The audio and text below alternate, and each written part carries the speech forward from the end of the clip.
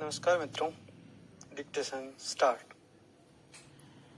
सभापति महोदय, मैं रक्षा मंत्रालय की मांगों का समर्थन करने के लिए खड़ा हुआ हूं।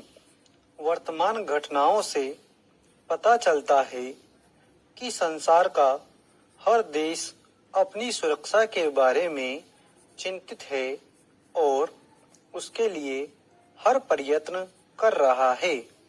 इस दृष्टि से अन्य देशों की तरह हमारे देश में भी रक्षा मंत्रालय का महत्व है।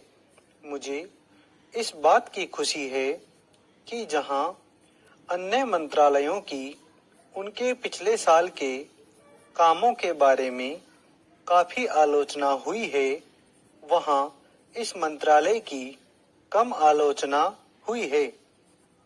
इससे पता चलता है कि इस मंत्रालय ने पिछले साल अच्छा काम किया है।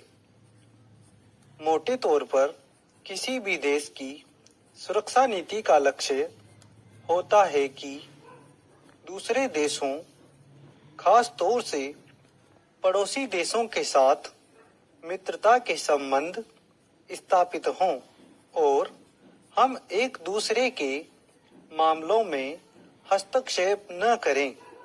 लेकिन उसके साथ यह भी जरूरी होता है कि हम अपने देश की सीमाओं और अखंडता की रक्षा करें।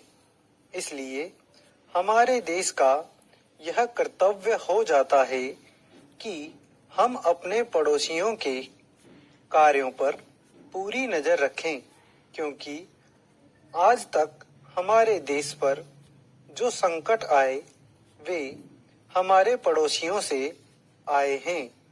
1965 में पाकिस्तान के साथ जो लड़ाई हुई और उसके बाद ताशकंद में जो समझौता हुआ वह सिर्फ कागज पर ही रहा। पाकिस्तान ने उस पर कोई अमल नहीं किया। इस दृष्टि से बहुत जरूरी है कि हम अपने देश की सुरक्षा की हर तरह से व्यवस्था करें। हमारा उद्देश्य दूसरों पर आक्रमण करना नहीं है, लेकिन यदि हम पर कोई आक्रमण करे तो हम में इतनी शक्ति अवश्य होनी चाहिए कि हम उसका डटकर सामना कर सकें। आप जानते हैं कि पिछले दिनों पाकिस्तान को अमेरिका और चीन से काफी मदद मिली है। रक्षा मंत्रालय की रिपोर्ट में भी कहा गया है कि पिछले साल अमेरिका ने पाकिस्तान को 1500 करोड़ रुपए की फौजी सहायता दी है।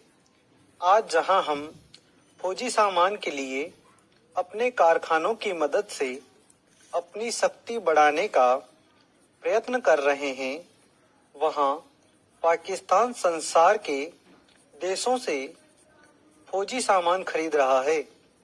अपनी नीति के कारण वह सब देशों से लाभ उठा रहा है। मेरा सुझाव है कि हमको भी अपनी शक्ति बढ़ाने के लिए संसार के अन्य देशों से अधिक फौजी सामान खरीदना चाहिए। आज तिब्बत की सीमा पर चीन की 1.5 लाख फौज खड़ी है। स्टॉप। धन्यवाद।